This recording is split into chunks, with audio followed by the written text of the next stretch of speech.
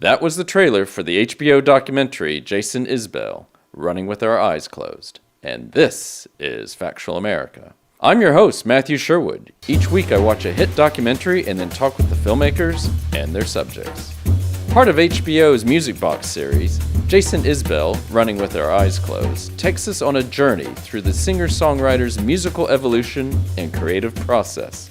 With striking candor and honesty, Isbell lays bare his difficult childhood and his struggles with addiction and relationships, while funneling all of his pain and private battles into his music. Then the COVID-19 pandemic hits. Join us as we talk with award-winning director Sam Jones about Jason Isbell's creative process, the stress it puts on his relationship with Amanda Shires, and how COVID perhaps saved their marriage. Sam even explains to your host how motion pictures work. Stay tuned. Sam Jones, welcome to Factual America. How are things with you?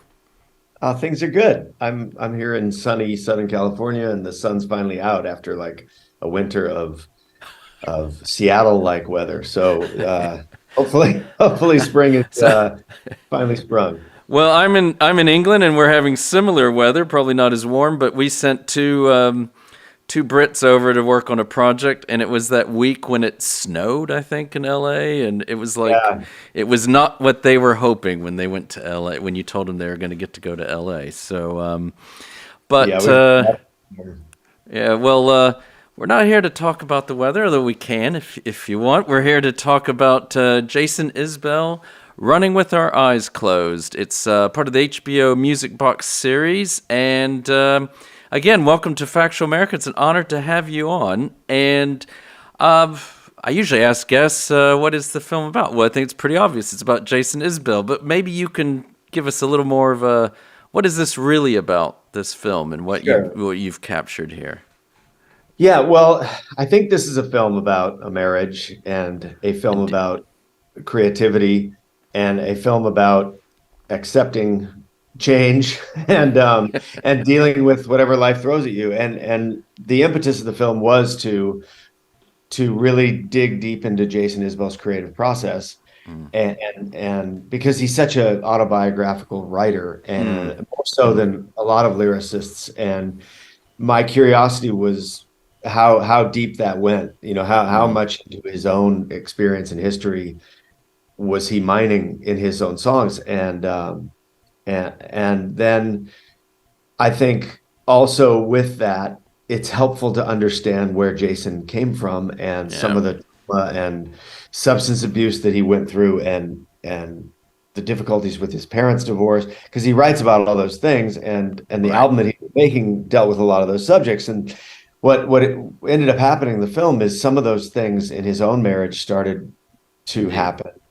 And so we had this sort of interesting windows into his past through his songs, while we were seeing his future sort of change. And then of course the pandemic hit, and that threw another wrench into the story. And so it became a pretty complete portrait of not only Jason, but of his wife, and you know, the way their art collides with their life and how they had to deal with it.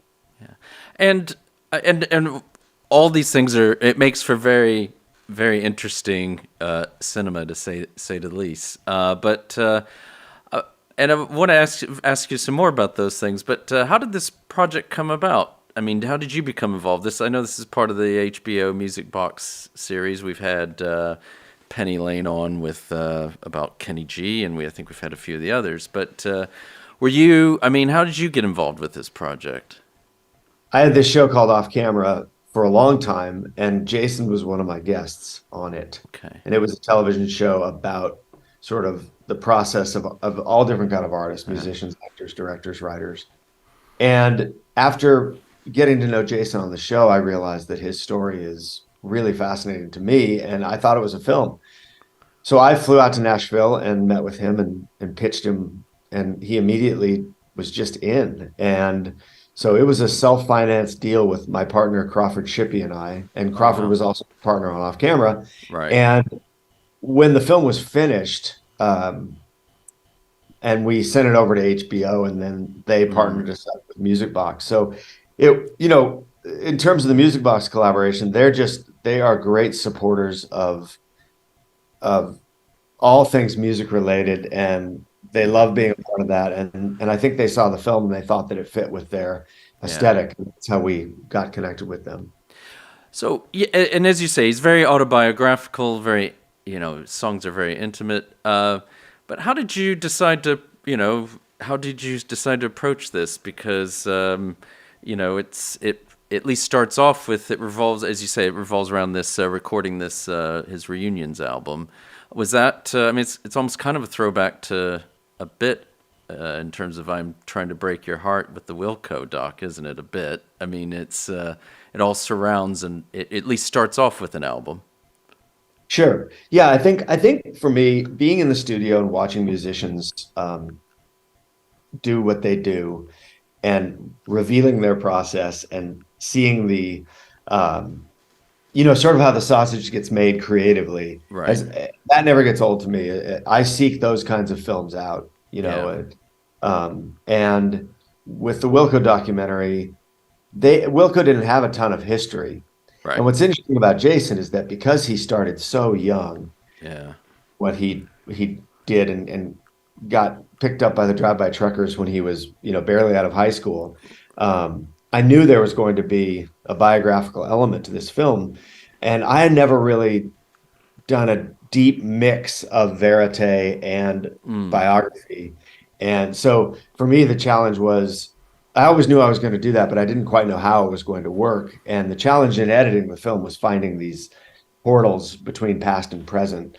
And what I found is that both past and present informed each other and made, knowing about his past made the present more rich. And then seeing him in the present struggle gave more context to his past and vice versa. So that was the impetus all the time, was how far can we get into the psyche and process of an artist as talented as Jason, and sort of share that with people who may have never heard of him. Yeah.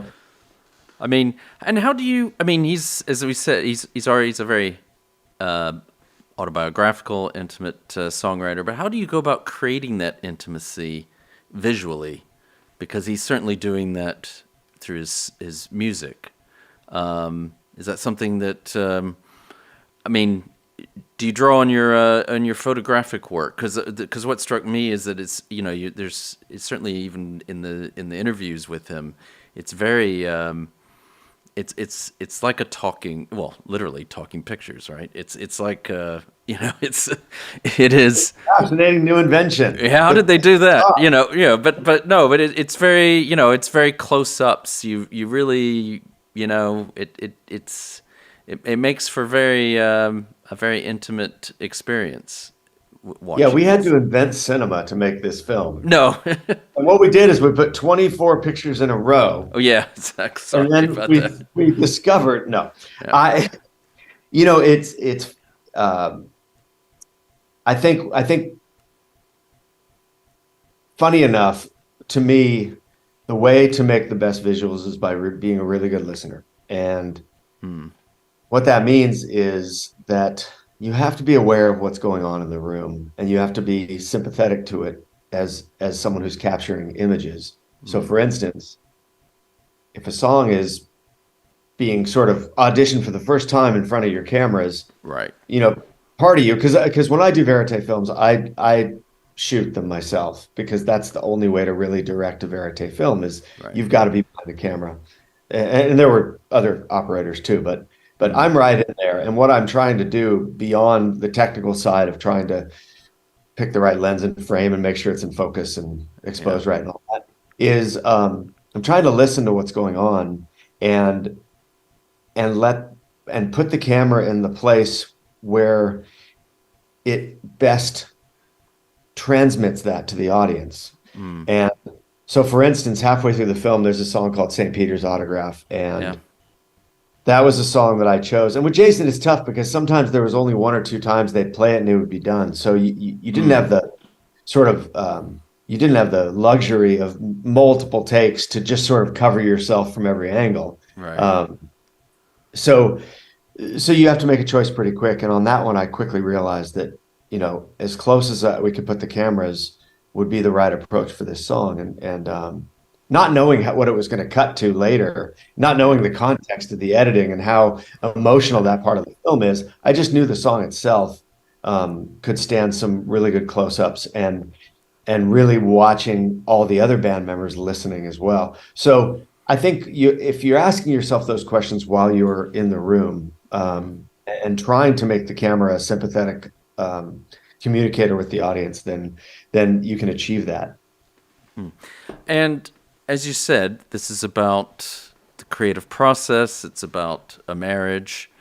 It's about the collision of those things, the struggle of pursuing art and not hurting your loved ones. How close were you to capturing a divorce unfold? I mean, it was... Well, only Jason and Amanda know that. Yeah.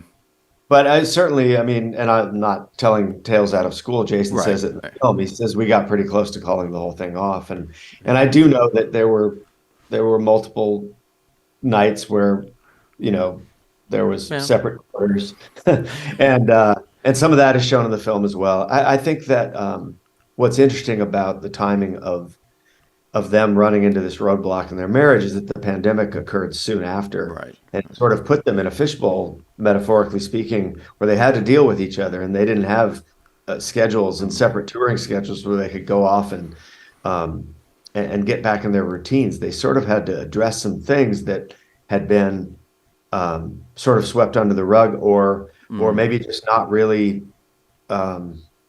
talked about the whole time they were married. And Jason says in the film, what we realized is that we're still dealing with issues from something that was unresolved back 10 years ago or 8 years ago. And that to me was fascinating, because it gives you this idea that both Jason and Amanda took the opportunity of the pandemic to do some very hard things within their own marriage. And the film really turns on that, because you just get the sense that Jason had to do a lot of growing up, and so did Amanda, and we get to sort of be involved in that, because once the pandemic hit, we weren't able to be there for a lot of it, so we sent them cameras, and I would be on Zoom with them or on the phone, or and they'd be sending media back and forth, and so I think that it gave them some context for, we have to deal with this stuff because of Sam's asking questions, and so it was a really interesting thing and a really brave thing to sort of stick with the original agreement, which is, okay, we're going to be ourselves on camera, and I think I credit Amanda a lot too, because she wasn't, the film was not named Amanda Shires Running with Our Eyes Closed. That's true. She sort of came along for the ride in terms of, she's not going to say no to someone asking, if her husband wants to make a documentary, but that ends up including her, and she could have set boundaries and rightfully so, stepped away from it in a lot of ways, and she went the opposite direction and really leaned into it, and it was really, really a courageous thing that they both did, and I'm grateful for it because the story's there, but I'm also grateful for it because I think that people can see this film and they can, there's some lessons in here that being human and making mistakes and all those things, they're all part of it. And when we see things about people that seemingly have pretty good lives, artists that are successful in touring and making records, and they have a pretty nice size house on a farm in Nashville. Yeah. It's easy to compare ourselves to those people just by seeing their outsides and not feeling like we measure up. And with this film, I think what they did and talked about made them very human, and probably started a few conversations between couples who watched this film together. So, that was an outcome that I didn't completely expect, and I'm really happy for. Okay. I want to follow up on that, but I think we'll give our audience a quick break here, and just to say that we'll be right back with Sam Jones, the award-winning director and producer of Jason Isbell, Running with Our Eyes Closed. You're listening to Factual America. Subscribe to our mailing list or follow us on Facebook, Instagram, or Twitter at Alamo Pictures to keep up to date with new releases or upcoming shows. Check out the show notes to learn more about the program, our guests, and the team behind the production. Now back to Factual America. Welcome back to Factual America. I'm here with Sam Jones, the award-winning director and producer of Jason Isbell, Running with Our Eyes Closed. We were talking about Jason and Amanda's part and her leaning into this and them taking advantage, if you will, of COVID. But when COVID hit, initial thought must have been, oh shit, what are we going to do? Yeah. Absolutely. I think, but you know what is funny when you're making a documentary, if you don't have at least one of those moments, those, oh shit, what are we going to do moments, then you're probably not making a very interesting documentary. Because sure, if you're making a film about someone who's been dead for 100 years, you probably know how the story starts and ends. But when you're trying to make something about a living, breathing person who's still growing and changing, you have to embrace the unexpected, and you have to be able to, pivot and make changes along the way to the expectations that you had for the film, or else, you're just trying to freeze people into a picture that is ultimately fake if you don't keep current with what they're going through.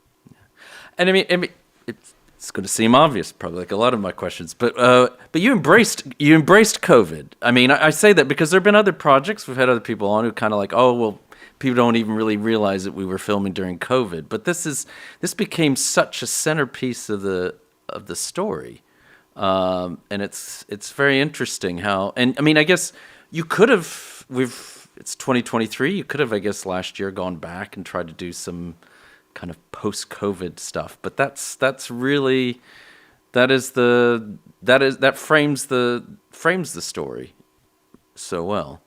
Well, I don't want to say I embraced COVID because I, for the record, hated COVID. Well, we all hated COVID, but what I mean is No, but I know what you mean. You leaned into it, right? Well, we sort of, you didn't have a choice, and I was curious as to the storytelling opportunities of what was going to happen in their lives when they were staying at home for however long they had to stay at home for. And I think that, especially with Jason, one thing that he told me early on in getting to know him is how much he loves going on tour and walking around cities he's never been to. It's his happiest thing, to go to Brussels and just walk for 2 hours. And so I had this sense that, boy, this is going to be hard for Jason. It's going to be really hard because as much as he, is a solid family man and a great dad, like he says in the film, music is the thing that he does that makes everything else possible. So I do think that, and also I think as a filmmaker, once you're in and you've spent a lot of money and you've got a lot of a film shot, you don't really have any choice. And I think that,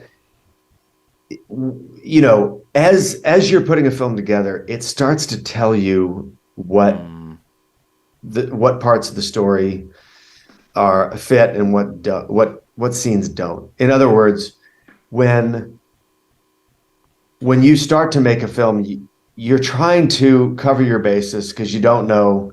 You got to follow sort of every path because you don't know which one's going to lead to something that unexpected and interesting. And then as you go along, this thing starts to take shape, and it's often very painful because as it takes shape, you realize, oh well, this great scene that I love so much, it's a great scene. It just doesn't belong in this movie, right? Or I'm making the wrong movie if I'm putting that scene in it. And so, I think that luckily for us, the film told us what the story was, and something I haven't talked about before, but there was a concert that Jason tried to perform sort of mid-COVID where it was outdoors and people were masked and tested, and they cordoned off the crowds and sections, and every pod had to have less than 6 people. It was some insane thing. Yeah. And we all thought, oh, we should shoot this because maybe this is the triumphant ending of the film, that Jason figures out a way to play music during COVID. Right, right. And we shot all of it. It was probably the most expensive section of the film, and looked at it all and realized it just wasn't our story. And it wasn't the end of the story, and it wasn't wrapped up in a neat bow that COVID's over, or that this is the new way of doing things. And so we ended up scrapping all of that. But that's the interesting thing. Once you get a handle on the story you're telling, then things become a little more obvious. So with the documentary, it's kind of like you're poking around in an unfamiliar jungle at night, and eventually, the sun starts to come up, and you start to see where you're going, and you see where you've trampled, and not to go back that way, and you find your way. But it's a process that you can't skip that part of it. You have to go through the unknown to figure your film out. Yeah. Well, at least for me. I don't know. I'm not that smart. So smart filmmakers probably know what they want to do from the beginning, and they only shoot what they need, but not me. Well, I mean, my experience in talking to documentarians is that I think yours is more the usual. But I mean, do you even think in terms of do you go to the other extreme? I mean, some people who approach this, they do have a story arc in mind, and then it all goes, out the window once you start filming. Do you have something in mind, or do you just have to play it as it comes, and as you say, the story comes to you? Well, I think there are two distinct categories of documentaries in terms of beginnings, and there are the kind where you write the script first, and then you go out and you sort of fill it in basically with the story you very much want to tell. And obviously that is more for a whole archival life arc, or say you're making a film about, the I don't know, the invention of cat litter.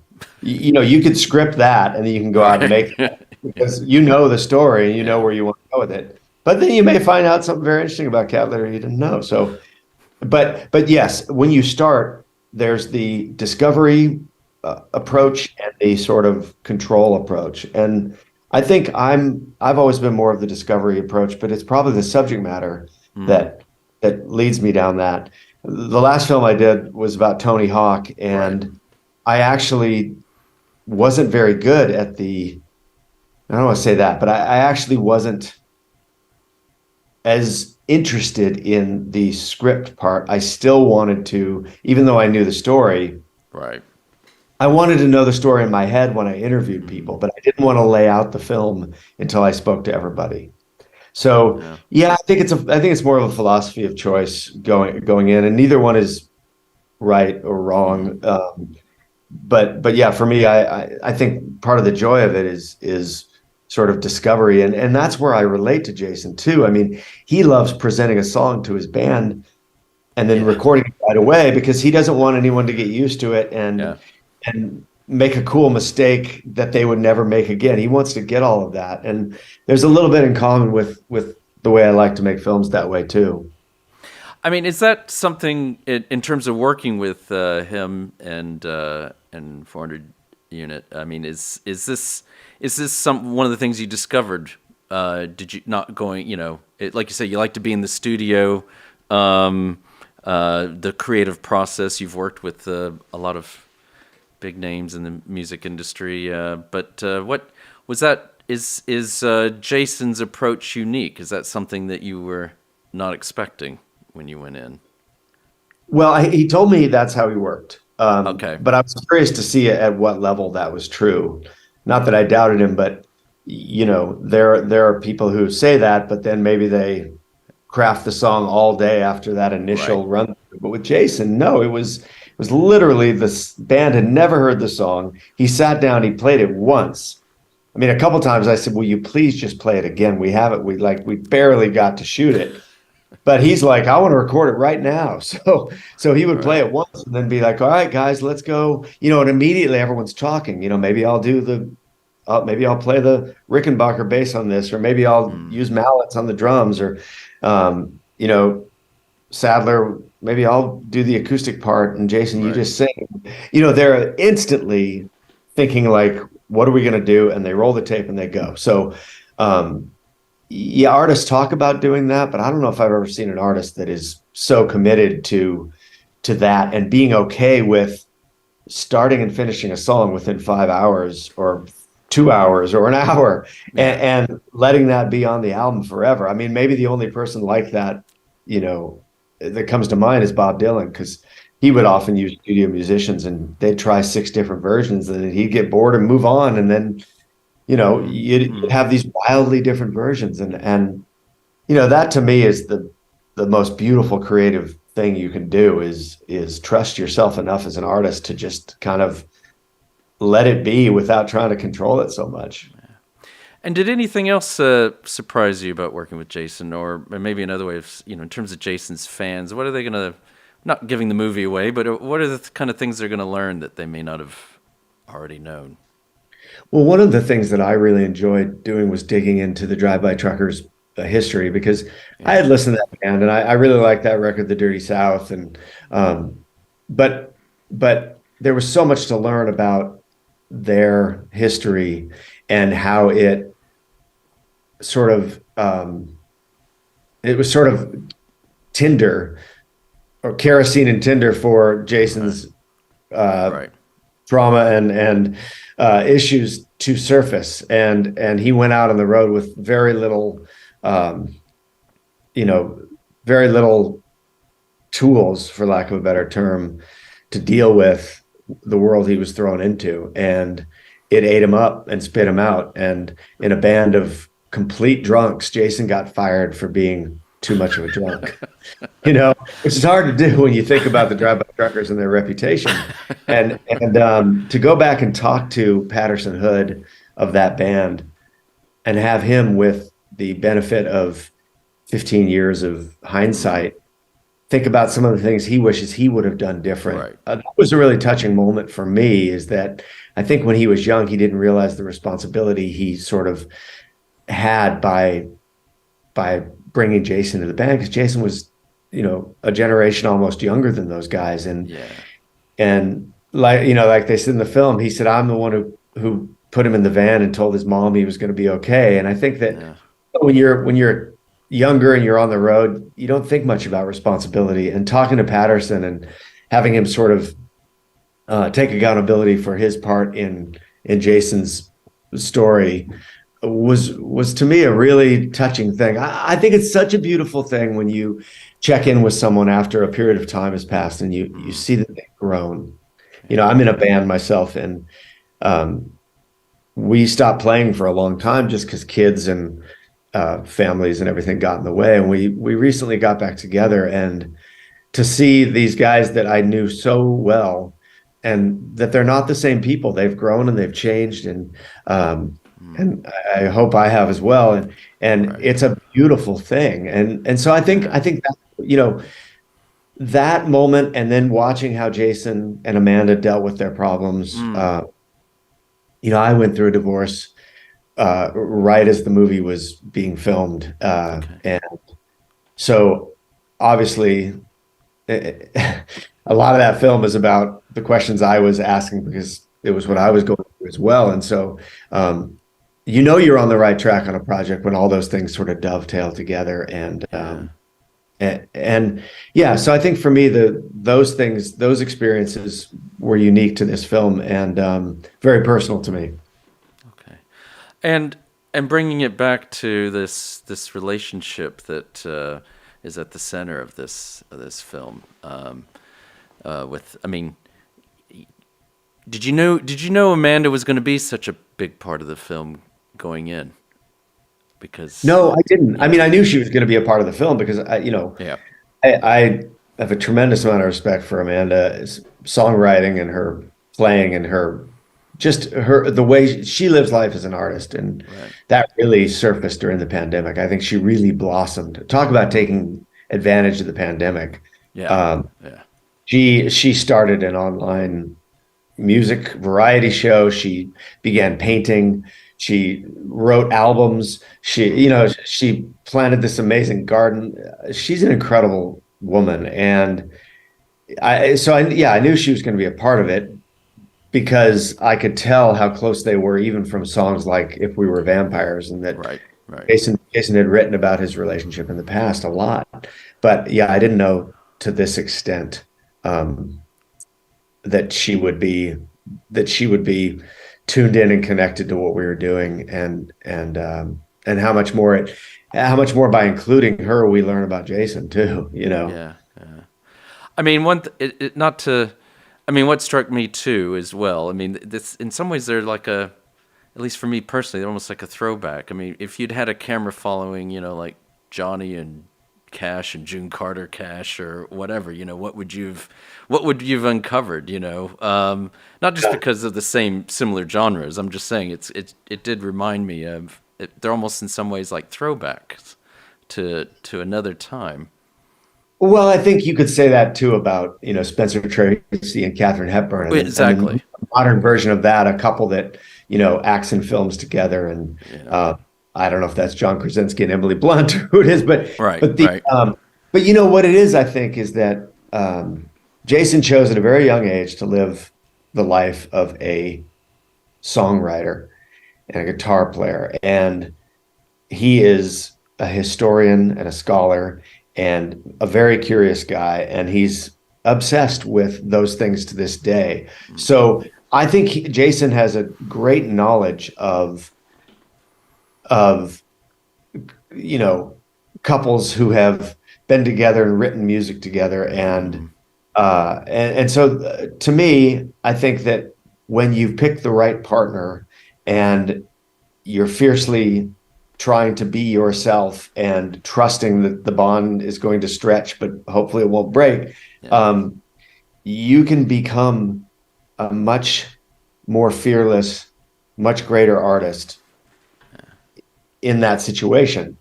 It blows up on 90% of people because it's incredibly hard to have two Right. creative people in a relationship. I mean, it's the hardest thing in the world to not have someone take a more passive approach or a more backseat approach. And Jason and Amanda are both fearless artists, and so it's a difficult dynamic. But when it works, yes, I get it. Why Yeah. June Carter and Johnny come up, because that's the life they wanted, and the joy that comes from being in a family that plays music together is the most beautiful thing. And I think that for Jason and Amanda both, it's worth it. It's worth working on it. Well, and I mean, one last thing on that. I mean, did you imagine that one of your a key scene was going to all be a debate about which preposition to use in a in a lyric? I think the key scene involves around your Roomba robot vacuum myself. Yeah. But but no,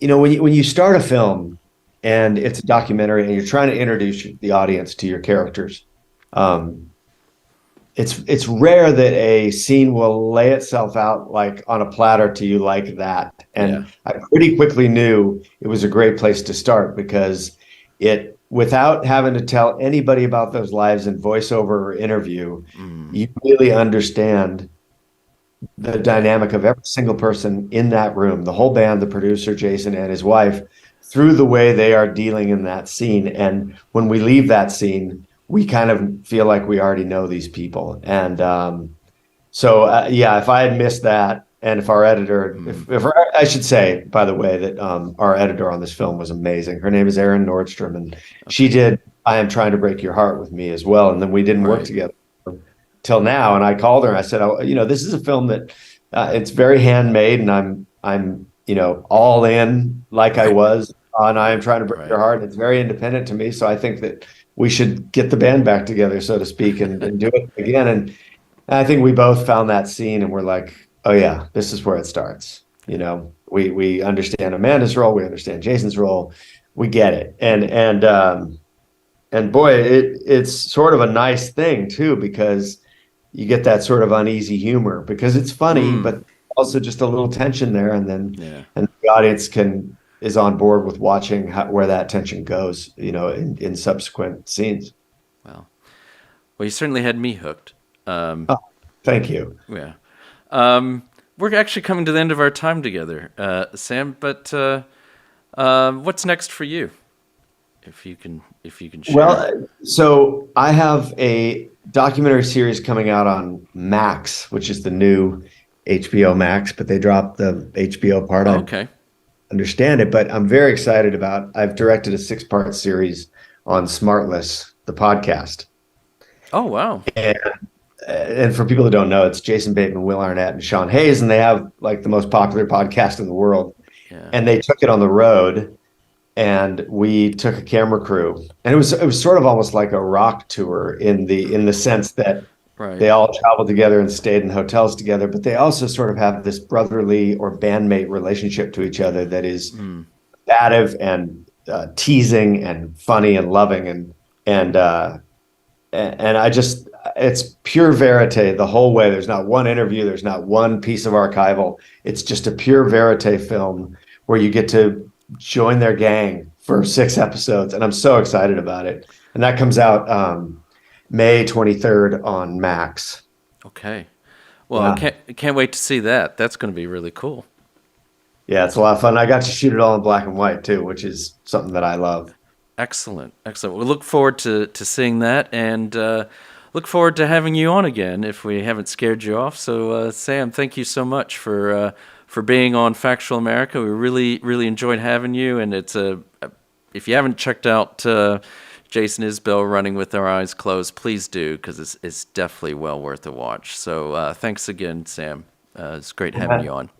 Thank you, Matthew. You're a very good interviewer, and except for not understanding how movies work, exactly, the questions were very smart. Oh, and that's I'm glad I could tell you watched the film and you really paid attention to it, and that's the best compliment you can give a filmmaker, especially in this day and age of fractured attention spans. Well, thank you. You're too kind, but also thank you for introducing me. I thought I knew. I'm a music fan. I like country. I like alt country. I'm a big Wilco fan, but I wasn't that familiar with Jason Isbell, and I don't know why, but I am now. And he's got a new fan in myself, because I think he's brilliant. Everything I was listening to on that, certainly on that reunion album, is amazing. Yeah, that's one of the lucky things that I'm able to do occasionally through films, is you get to introduce someone to an artist they may not have heard of. It's kind of like a really expensive, long way to make a mixtape for somebody. Yeah, exactly. Yeah. No one makes mixtapes anymore. I wonder what. That's another one I've going to have to get. They're called playlists. There's this thing called Spotify. Exactly. I'll explain it to you later. Okay. Well, all right. Well, next time we have you on, Sam, I look forward to that. All right. Take care. Thanks again, and good luck with everything. And can't wait to see the Max docuseries that comes out next month. Thank you, Matthew. All right, take care. I also would like to thank those who helped make this podcast possible. A big shout out to Sam and Joe at Intersound Audio in York, England. A big thanks to Amy Ord, our podcast manager at Alamo Pictures, who ensures we continue getting great guests onto the show and that everything otherwise runs smoothly. Finally, a big thanks to our listeners. Many of you have been with us for 4 incredible seasons. Please keep sending us feedback and episode ideas, whether it is on YouTube, social media, or directly by email. Please also remember to like us and share us with your friends and family, wherever you happen to listen or watch podcasts. This is Factual America, signing off. You've been listening to Factual America. This podcast is produced by Alamo Pictures, specializing in documentaries, television, and shorts about the USA for international audiences. Head on down to the show notes for more information about today's episode, our guests, and the team behind the podcast. Subscribe to our mailing list or follow us on Facebook, Instagram, and Twitter at Alamo Pictures. Be the first to hear about new productions, festivals showing our films, and to connect with our team. Our homepage is alamopictures.co.uk.